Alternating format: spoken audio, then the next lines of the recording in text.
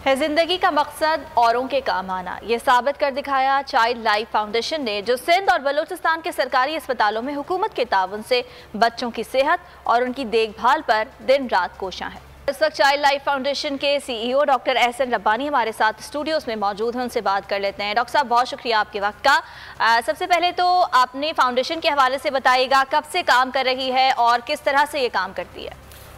वालेकुम अस्सलाम, बहुत शुक्रिया। 10 साल से काम कर रही है चाइल्ड लाइफ फाउंडेशन, और ये इस वक्त सिंध और बलूचिस्तान के तकरीबन 34 डिस्ट्रिक्ट्स में इसका काम फैल चुका है। डॉक्टर एहसन, क्या वजह है कि सिंध और बलूचिस्तान को ही चुना गया? क्या यहाँ पर ज़्यादा केसेस इस तरह के सामने आते थे?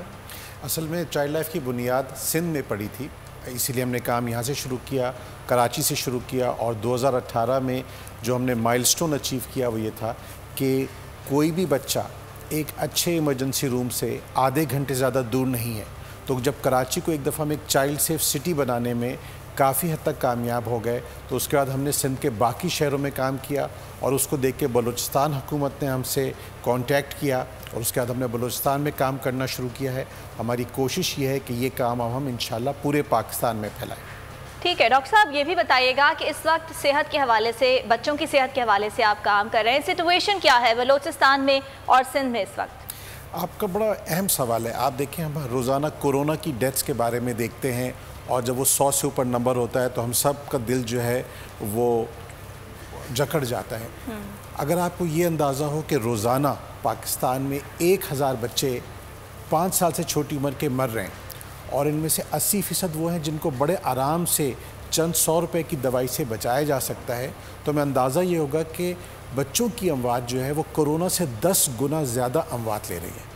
तो उसके लिए जो हमने सिंपल काम शुरू किया कि सरकारी अस्पतालों में इमरजेंसी रूम को बेहतर करें, क्योंकि जो गरीब तरीन बच्चे हैं और जो बीमार तरीन बच्चे हैं वही सरकारी अस्पतालों में आते हैं। तो हुकूमत के साथ मिल के उन अस्पतालों में हम मेयार इलाज बेहतर कर रहे हैं। डॉक्टर एहसन, अगर बात की जाए सिंध की और थर जैसे इलाकों की, तो वहाँ पर ग़िज़ाइयत की कमी का भी शिकार होते हैं बच्चे, और अमवात रिपोर्ट होती रहती हैं और मीडिया भी उनका जिक्र करता रहता है। तो उसकी रोकथाम के लिए क्या कर रहे हैं आप लोग वहाँ पर? जी, बहुत अहम बात है। न्यूट्रिशन या मेल न्यूट्रिशन एक बहुत कॉम्प्लेक्स मामला है, जिसमें बहुत सारे मामला शामिल हैं, जिसमें माँ की ग़िज़ा, बच्चों के दरमियान स्पेसिंग, बच्चों का बेहतर इलाज, वैक्सीनेशन, सारे मामला शामिल हैं। हम मिट्टी में पहला हमारा सैटेलाइट सेंटर हमने इस्टेब्लिश किया था, तो मिट्टी में 3 साल से काम कर रहे हैं। हमने वहाँ बहुत करीब से देखा है वहाँ के मामलात का। आपको ये अंदाज़ा करना पड़ेगा कि थर जो है वो एक सहरा है जहाँ पे आबादी फैली हुई है, और पूरे हेल्थ सिस्टम को बेहतर करने की ज़रूरत है। और उसके लिए बहुत ज़रूरी ये बात है कि कॉम्प्रिहेंसिव तरीके से काम किया जाए, जिसमें लेडी हेल्थ वर्कर्स का बहुत अहम रोल है, दाइयों का अहम रोल है, और बेसिक हेल्थ यूनिट्स का भी रोल है, ताकि जब तक बच्चा मिट्टी के अस्पताल पहुँचे उस वक्त तक उसकी हालत पहले ही बहुत ज़्यादा ख़राब हो चुकी होती है। तो इसमें जो हमने काम किया है, वहाँ के डिस्ट्रिक्ट अस्पतालों में अब हमने सैटेलाइट सेंटर इस्टेब्लिश कर रहे हैं, ताकि बच्चों का फौरी इलाज किया जा सके। ठीक है डॉक्टर साहब, ये भी फरमाइएगा कि क्या क्या सहूलियात हैं जो आपकी फाउंडेशन की जानिब से इन बच्चों को फराहम की जाती हैं?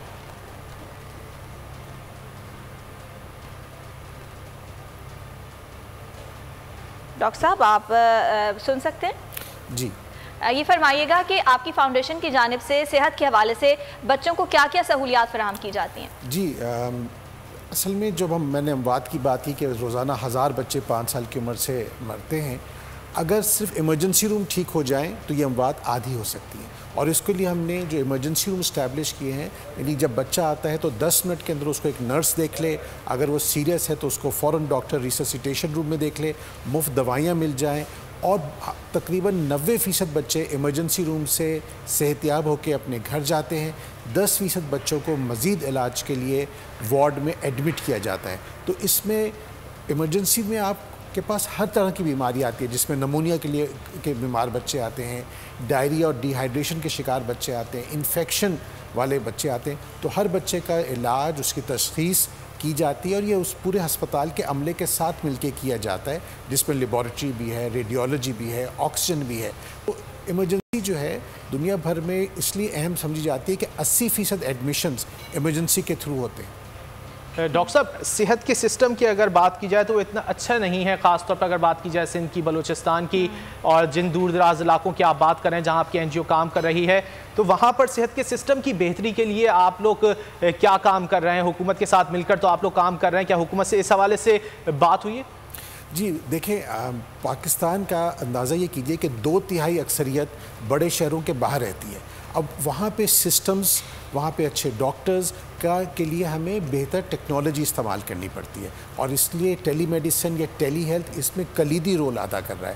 ہم نے جو پچھلے 3 سال سے ایکسپیرینس کیا ہے، اب سندھ کے تمام ڈسٹرکٹ ہسپتال، سندھ میں ماشاءاللہ 30 ڈسٹرکٹ ہیں، تمام ڈسٹرکٹ ہسپتال میں ٹیلی میڈیسن سے علاج ہو رہا ہے.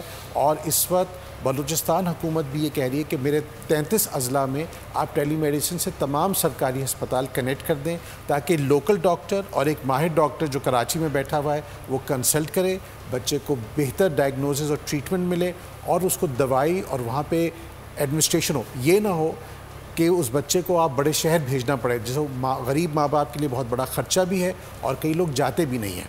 تو ٹیکنالوجی از ویری امپورٹنٹ. ٹھیک ہے ڈاکٹر صاحب، یہ بھی فرمائیے گا کہ دور دراز علاقوں تک اس سہولت کو فراہم کرنا، اس ٹیکنالوجی کو فراہم کرنا، مشکلات کیا درپیش آتی ہیں آپ کی فاؤنڈیشن کو؟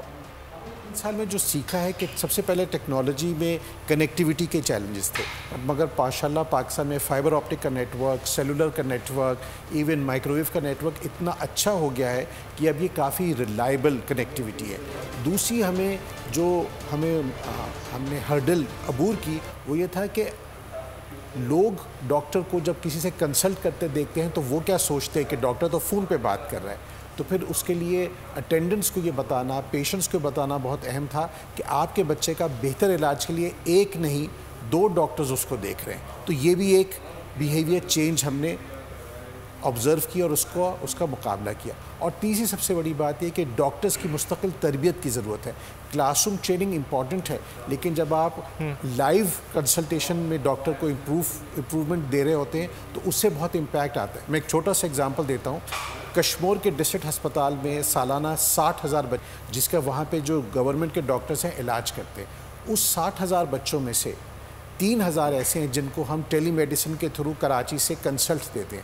تو 3,000 کا جو زیادہ بیمار ہیں تو بہتر علاج ہو رہا ہے، لیکن اس ڈاکٹر کی ٹیم جو کشمور میں ہے، جو گورنمنٹ کے ڈاکٹرز ہیں، وہ نئی پروٹوکول سیکھ رہے ہیں، وہ بہتر اکوپ ہو رہے ہیں تاکہ وہ پورے 60,000 کا علاج کریں. تو جب یہ نیٹ ورک انشاءاللہ 100 ہسپتال تک پہنچ جائے گا اگلے سال تک، تو آپ سوچئے کہ 60 لاکھ بچوں کے علاج میں بہتری آئے گی انشاءاللہ.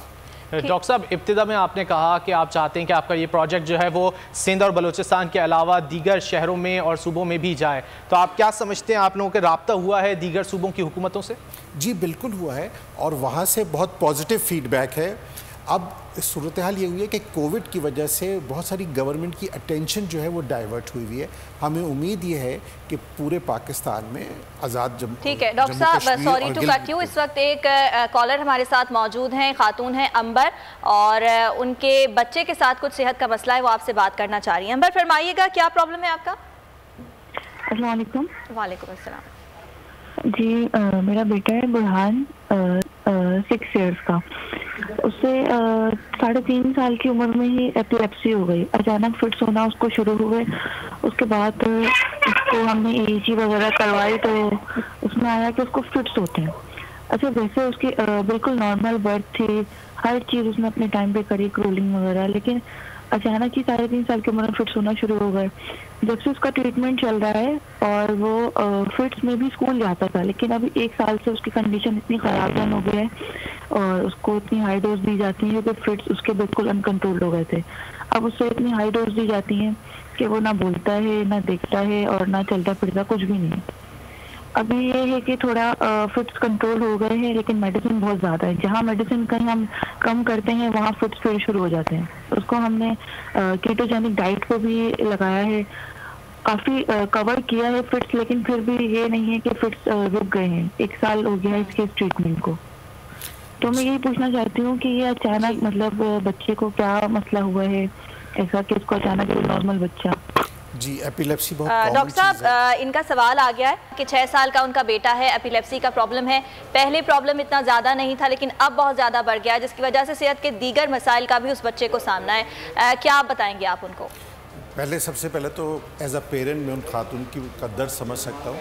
ان سے درخواست کروں گا اگر وہ کراچی میں ہیں تو NICH میں چائلڈ لائف کے ایمرجنسی روم میں آ جائیں, وہاں ڈاکٹر معائنہ کر لیں گے اور جو بھی وارڈ میں اسپیشلسٹ ڈاکٹر ہیں ان سے ان کے بچے کو دکھا دیں گے تاکہ اس کا ڈوز ایڈجسٹ کرنا ہے, کوئی مزید ٹیسٹ کرنا ہے تو اس کو بہترین ٹریٹمنٹ مل سکے گا.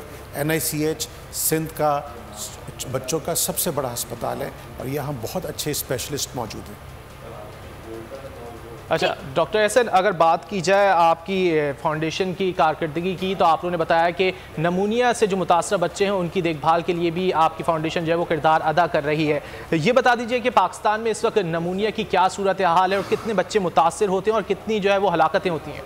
جی نمونیا اس وقت بچوں کی ہلاکتوں کا نمبر 1 ریزن ہے. یعنی سب سے بڑا ہمارا کلر جو ہے وہ نمونیا ہے.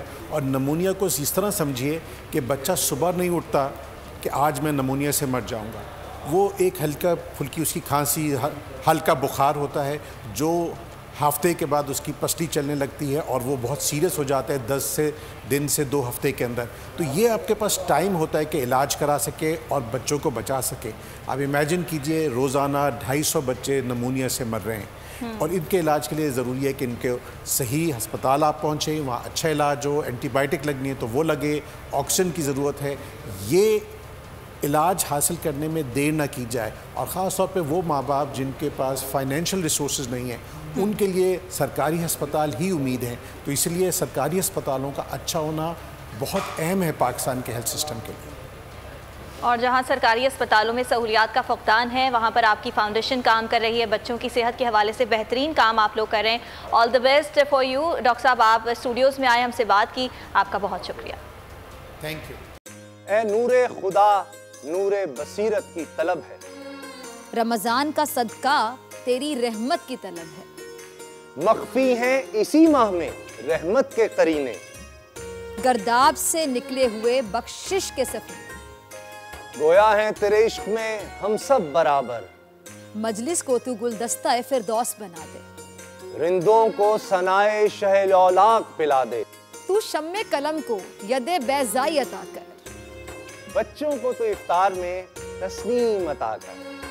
رمضان مبارک کی خصوصی نشریات رمضان میں بول, صرف بول انٹرٹینمنٹ پر. رمضان میں بول.